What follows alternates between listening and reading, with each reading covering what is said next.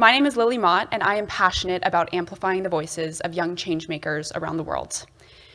The year 2024 is the single biggest election year in human history. Globally, over 4 billion people are eligible to vote in elections this year. That's almost half the world's population, who will head out to the polls in over 70 nations around the world.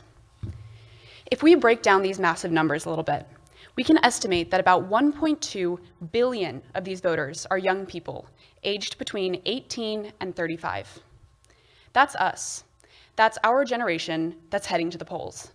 And our generation is unique. We're the first to grow up using social media as one of, if not our only source, for political news. For many of us, we learn about candidates, policies, and movements by scrolling through our Instagram, X, and TikTok feeds.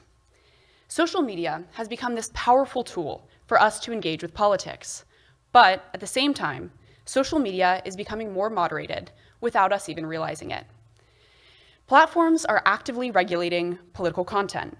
For example, Instagram uses algorithms to hide posts that are considered political from some users. X, under Elon Musk, has tried to promote free speech, but is struggling to manage misinformation. And TikTok, it banned political ads and often moderates what political content can even be shared. So, while democracies are calling citizens to the ballot box, it's getting harder for us to engage with politics online. The platforms we rely on to learn about politics and express our opinions are increasingly limiting what we see, share, and how we connect with one another. So what does this mean for us? For young people who may depend on these platforms for political news, activism, or organizing, how is this content moderation impacting our political participation? Let's dig into these questions a little bit.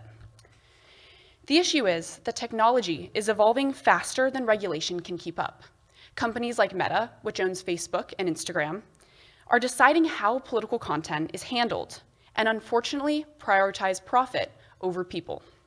These internal decisions shape how we discuss and perceive democracy, elections, and human rights, and regulation often comes too late. As the host of Be the Change podcast, I've had the privilege of speaking with hundreds of activists, advocates, and changemakers from around the world over the last 4.5 years that I've been doing the podcast.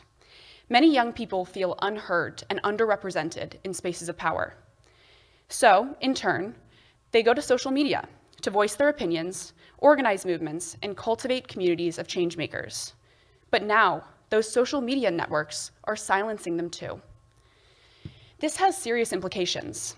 If young people feel excluded or that their opinions are undervalued, what happens to our political engagement and our trust in democracy? A generation that feels ignored may disengage, leading to lower voter turnout and weakening entire democracies around the world. So, now for the most important question, what can we do? First, we need transparency. Social media platforms must be clear about how political content is moderated, such as what's been flagged, why it's been flagged, and who was tasked with flagging it.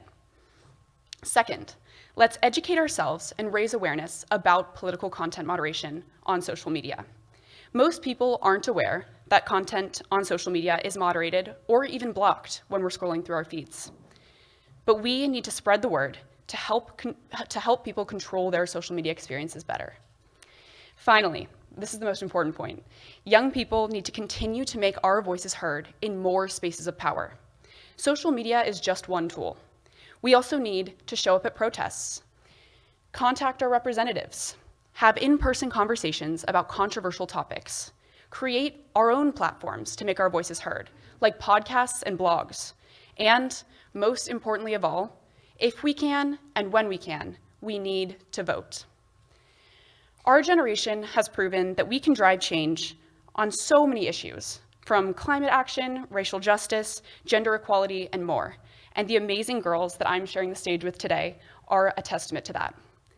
But now we must protect our ability to engage with politics openly and transparently, both online and offline, so we can continue being the change we wish to see in the world. Thank you.